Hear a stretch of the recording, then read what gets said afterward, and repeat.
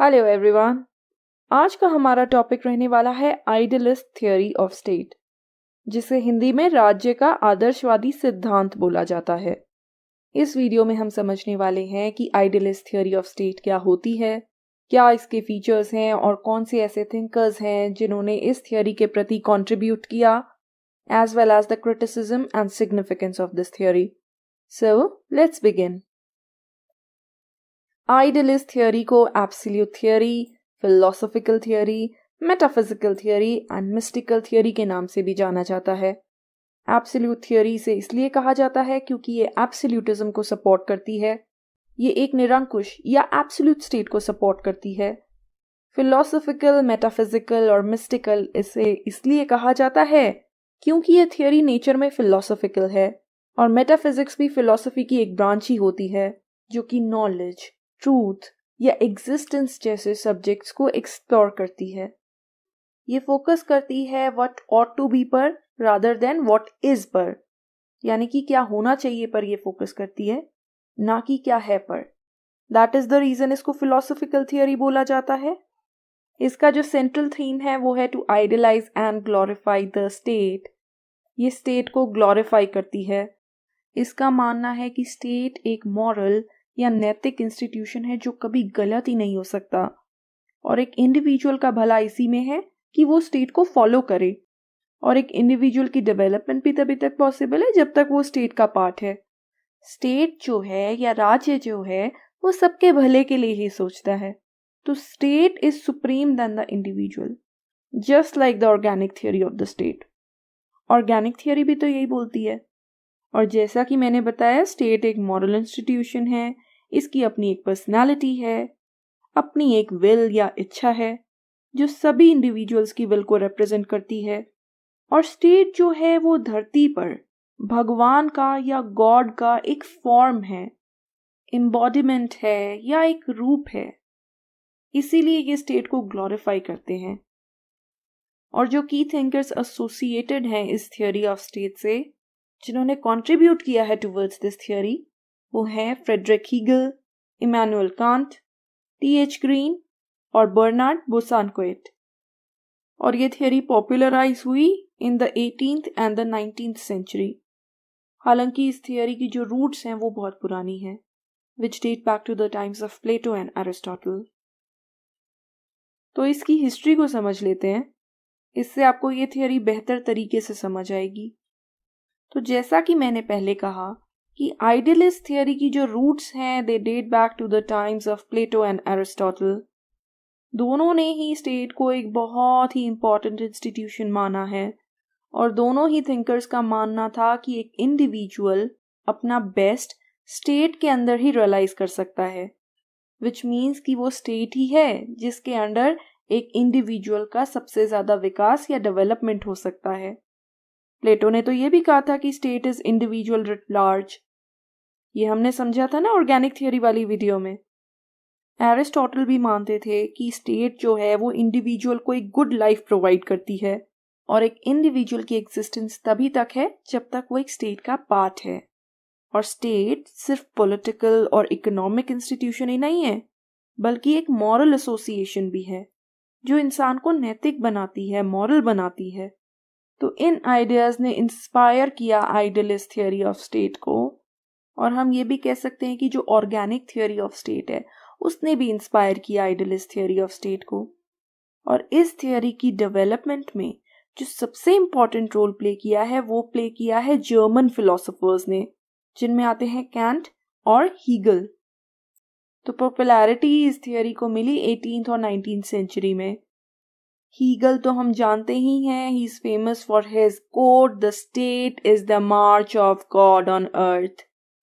State धरती पर भगवान का एक इंकारनेशन है, एक रूप है। तो गॉड से कंपेयर किया जा रहा है स्टेट को, और इसलिए वो मानते थे कि लोगों को वर्शिप करना चाहिए स्टेट को, क्योंकि वो भगवान का रूप है। और इसी रीजन से स्टेट को हमेशा ओबे करना चाहिए। स्टेट जो कहती है इंडिविजुअल को वो करना चाहिए। तो देखिए ना, यहाँ पे हीगल क्या कर रहे हैं, ग्लोरीफाई कर रहे हैं स्टेट को। और वो ये भी मानते थे कि जो स्टेट है वो रैशनल है, जो वो करती है वो सही करती है, वो कभी गलत नहीं हो सकती है, और स्टेट जो है वो सुप्रीम है। इसके अलावा इमैनुअल कांट का भी कुछ ऐसा ही मानना था कि the state is infallible and omnipotent.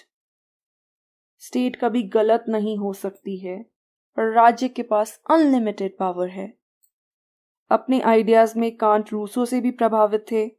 उनका मानना था कि इंडिविजुअल के पास कोई ऑप्शन नहीं है, एक इंडिविजुअल को स्टेट के लॉज को मानना चाहिए, उनके प्रति ओबीडियंस दिखानी चाहिए। इंडिविजुअल के पास और कोई ऑप्शन ही नहीं है, उसे स्टेट की विल को ओबे करना ही करना है, यही उसकी लिबर्टी है। तो ये जो आइडियाज थे, इनका सच में इन्फ्लुएंस हुआ। जर्मनी पर भी इन आइडियाज का इन्फ्लुएंस हुआ। हिटलर का राइज हुआ, टोटलिटेरियनिज्म आया, सिमिलरली इटली में फैशिज्म आया। तो डीप इन्फ्लुएंस हुआ इन टीचिंग्स का। इसके साथ ही साथ इंग्लिश थिंकर्स ने भी एक इम्पॉर्टेंट रोल प्ले किया है towards the idealist theory of state, और उनमें मेन थिंकर्स जो हैं वो हैं टी.एच. ग्रीन और बर्नार्ड बोसांक्वेट। इनका तरीका डिफरेंट है थोड़ा जर्मन फिलोसोफर्स से, क्योंकि जो जर्मन फिलोसोफर्स थे वो एक्सट्रीम आइडियलिस्ट थे अपने आइडियाज में, लेकिन इंग्लिश थिंकर्स ने थोड़ा मॉडरेशन लाया। वो एक्सट्रीम नहीं थे जर्मन फिलोसोफर्स की तरह या हीगल और कांट की तरह।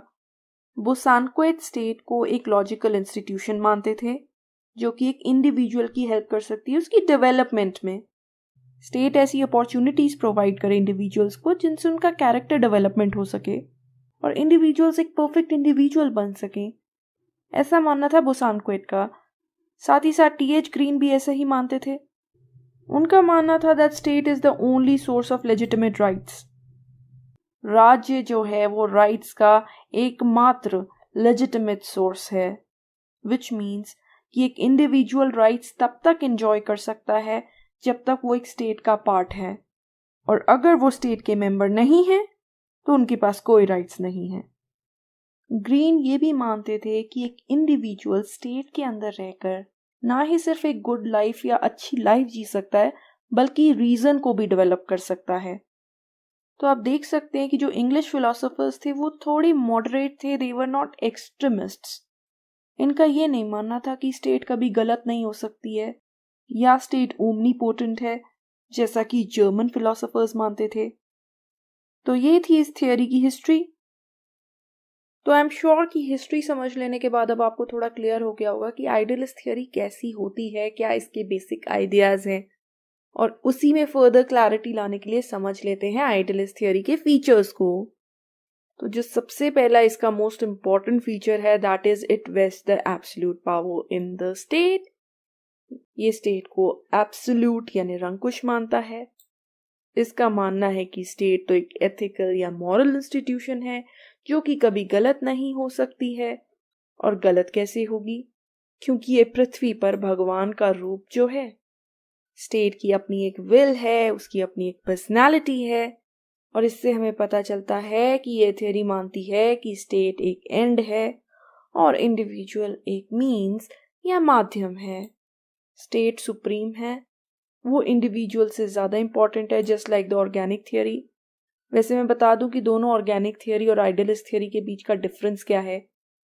ऑर्गेनिक थियोरी तो देखो एक रिलेशन एस्टैब्लिश करती थी बिटवीन स्टेट एंड इंडिविजुअल।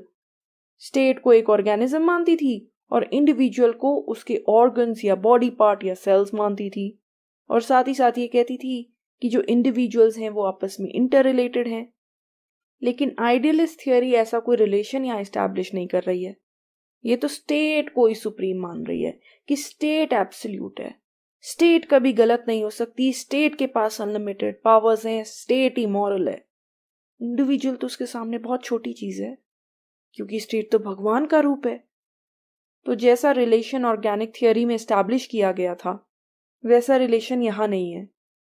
हालांकि दोनों ही थियोरी स्टेट ओरिएंटेड हैं, स्टेट को इम्पोर्टेंट मानती है इंडिविजुअल से ज्यादा।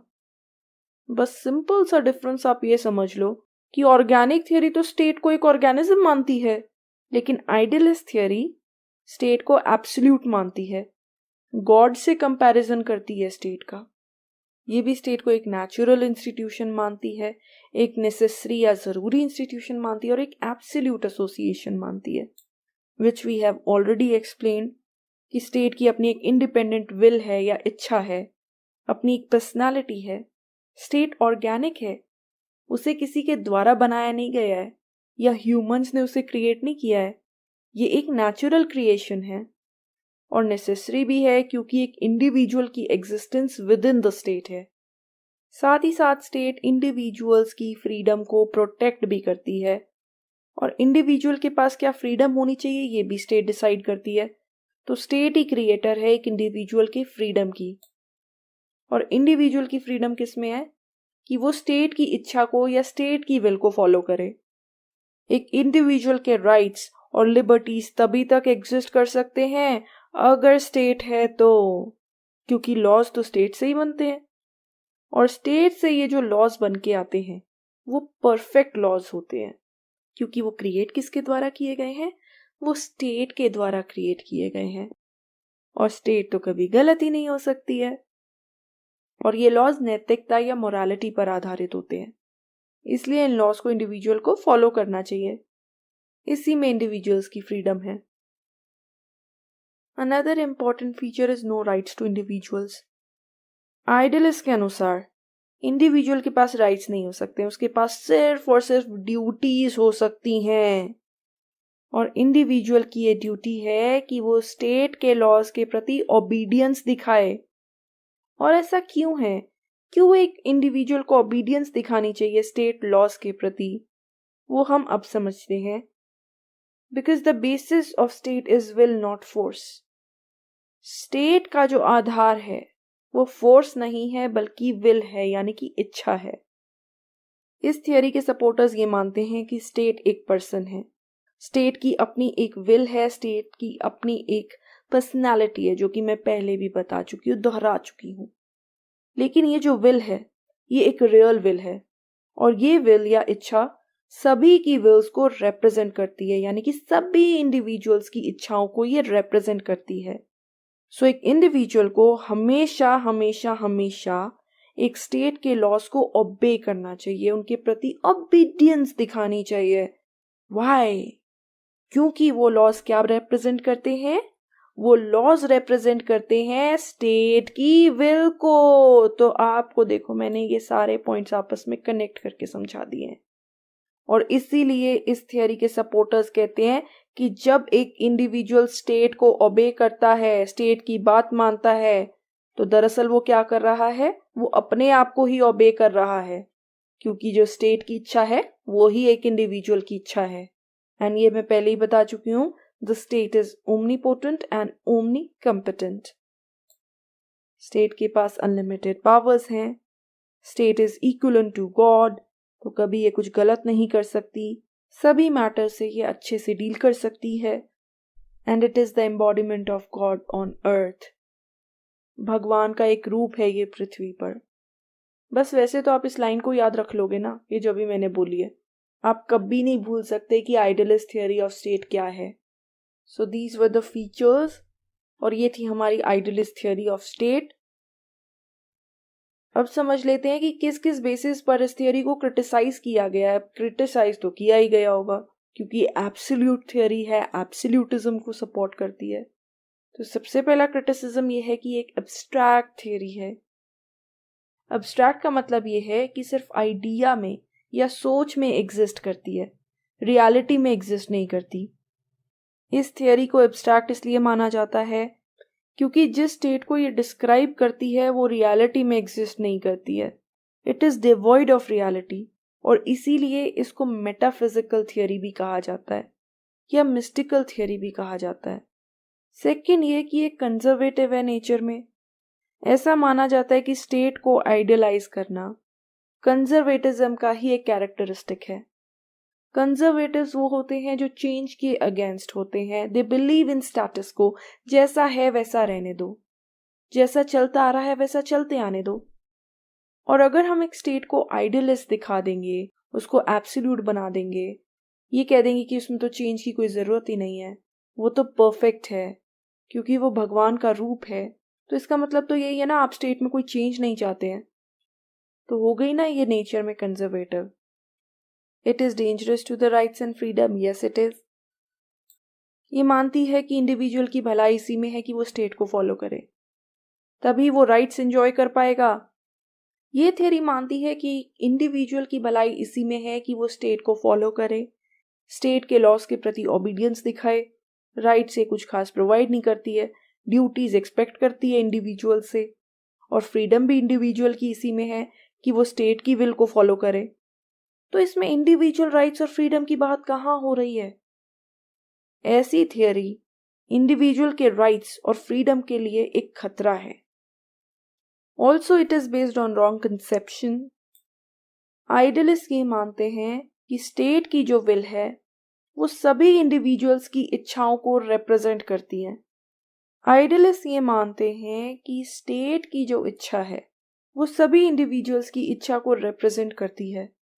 मॉडर्न टाइम्स में अगर हम देखें या आज के ज़माने में अगर हम देखें तो स्टेट विल क्या रिप्रेजेंट करती है? स्टेट की जो विल है वो will of the ruling class है, ना कि विल ऑफ द पीपल। तो ये हम एलिटिस्ट पर्सपेक्टिव से इसको क्रिटिसाइज कर सकते हैं कि एलिट्स मानते हैं स्टेट की इच्छा क्या रिप्रेजेंट करती है? जो रूलिंग क्लास की इच्छा है, जो पावरफुल क्लास है, उसकी जो इच्छा है वही स्टेट की विल है, ना कि लोगों की विल। स्टेट वही करती है जो उससे रूलिंग क्लास या पावरफुल लोग करवाना चाहते हैं। तो जो पावरफुल क्लास की विल है वही स्टेट की विल है। It also blurs the distinction between the state and the government. कहीं ना कहीं ये जो थियोरीज हैं ये मान के चलती हैं स्टेट एंड गवर्नमेंट एक ही हैं, पर ऐसा नहीं है। आज के ज़माने में गवर्नमेंट जो है वो स्टेट का सिर्फ एक एलिमेंट है। Government is not the entire state. Greek city states के ज़माने में ज़रूर स्टेट और गवर्नमेंट सेम होती थी, पर आज के ज़माने में ऐसा नहीं है। तो मॉडर्न पर्सपेक्टिव से हम इसे यहाँ क्रिटिसाइज कर सकते हैं। Also the state exist for wellbeing of the individual, ये तो बिल्कुल सही बात है। लेकिन आइडियलिस्ट थियोरी ऐसा नहीं मानती है। ये बिल्कुल नहीं मानती है कि स्टेट एग्जिस्ट करती है इंडिविजुअल की भलाई के लिए, बल्कि ये तो ये मानती है कि इंडिविजुअल्स एग्जिस्ट करते हैं स्टेट के लिए। So this is another criticism that the individuals do not exist for the state, but it is the other way around. The state exist for the individuals. And also it supports totalitarianism, another very important criticism. ये निरंकुश शासन की बात करती है और कहीं ना कहीं इन्हीं आइडियाज से इंस्पायर होके जर्मनी में नाजी रजीम आया, इटली में फैशिस्ट रजीम आया, क्योंकि ये स्टेट को सुप्रीम बना देती है, एब्सोल्यूट बना देती है और इंडिविजुअल्स की इंडिपेंडेंट पर्सनालिटी को खत्म कर देती है, उनकी राइट्स एंड फ्रीडम्स को खत्म कर देती है। So it is supporting the totalitarianism. तो हम ये भी कह सकते हैं that this theory is opposed to democracy and liberty. तो ये कुछ क्रिटिसिज्म्स हैं इस थियोरी के, पर क्या इसकी कोई सिग्निफिकेंस है? सबसे पहली इंपॉर्टेंस यही है कि ये स्टेट को एक मॉरल इंस्टीट्यूशन मानती है और एक स्टेट के अंडर रह के इंडिविजुअल भी नैतिक बन जाता है, मॉरल बन जाता है। तो ये पॉलिटिक्स को मोरालिटी के साथ कंबाइन कर रही है। ऐसे बहुत से थिंकर्स हैं जिनका मानना है कि स्टेट का मोरालिटी से कोई लेना देना नहीं है, जिसमें मैकियावेली भी आते हैं, लेकिन ये थियरी उसके कंट्रास्ट में है। ये थियरी इंपॉर्टेंस देती है मोरालिटी को। Another significance is that the ideals can be the path binders for all the states. ये थियरी कुछ आइडियल्स की बात करती है, कुछ आदर्शों की बात करती है जो रियलिटी में एग्जिस्ट नहीं करते हैं, लेकिन इस थियोरी के सपोर्टर्स ये मानते हैं कि ये जो आइडियल्स हैं ये स्टेट्स को गाइड तो कर सकते हैं, उन्हें एक रास्ता दिखा सकते हैं, और कहीं ना कहीं हम रियलिटी में देखें तो रास्ता तो देखो दिखाया है। यही एब्सोल्यूट आइडियल्स हैं जिन्होंने इंस्पायर किया किसको? हिटलर को, मुसोलिनी को। And in reality in ideas ने एक रास्ता दिखाया एक टोटलिटेरियन स्टेट की एस्टैब्लिशमेंट को। So these ideals prove to be a pathbinder for the states. फिर है that this is disciplinary in nature. ये थियोरी मानती है कि स्टेट जो है वही सोर्स है सभी लॉज की और इंडिविजुअल को स्टेट के लॉज के प्रति ओबीडियंस दिखानी चाहिए। ये ओबीडियंस पर स्ट्रेस करती है, कहीं ना कहीं ये डिसिप्लिनरी है नेचर में। एक्सपेक्ट करती है कि इंडिविजुअल से कि वो डिसिप्लिन रह के बिना कोई सवाल किए स्टेट को फॉलो करे उसके लॉज को माने, उसके प्रति ओबीडियंस दिखाए, एक डिसिप्लिन दिखाए, उसके अगेंस्ट आवाज ना उठाए. सो it is disciplinary in nature. Expect करती है इंडिविजुअल को डिसिप्लिन में रहने को. अनदर सिग्निफिकेंस जो सभी थियोरी ऑफ स्टेट की सिग्निफिकेंस है, that it offers a perspective of state which is true and considers state a very important institution. In fact, it considers state as the march of God on earth. तो ये थी हमारी आज की theory, जो कि थी the idealist theory of state. इसमें हमने समझा कि आइडियलिस्ट थियोरी ऑफ स्टेट क्या है. कंक्लूजन में हम यही कह सकते हैं कि ये स्टेट को एब्सोल्यूट मानती है, सुप्रीम मानती है, डिवाइन एम्बॉडीमेंट मानती है, भगवान का रूप मानती है, और इसलिए ये एक्सपेक्ट करती है कि इंडिविजुअल्स जो हैं वो स्टेट को ब्लाइंड फोल्डेडली फॉलो करें, स्टेट के प्रति ओबीडियंस दिखाएं, उसके लॉज को माने. इसी में इंडिविजुअल की भलाई है, इसी में उसकी डेवलपमेंट हो सकती है. इससे बाहर उसकी कोई एग्जिस्टेंस नहीं है. As simple as that. So I hope कि आज का जो टॉपिक है वो आपको समझ में आया होगा. तो आज की वीडियो में इतना ही. अगर आपको मेरी वीडियो पसंद आई हो तो प्लीज़ इसे लाइक कीजिएगा, अपने दोस्तों और फैमिली रिलेटिव्स के साथ शेयर कीजिएगा और मेरे चैनल को सब्सक्राइब कीजिएगा. Thank you so much. आपका दिन शुभ हो.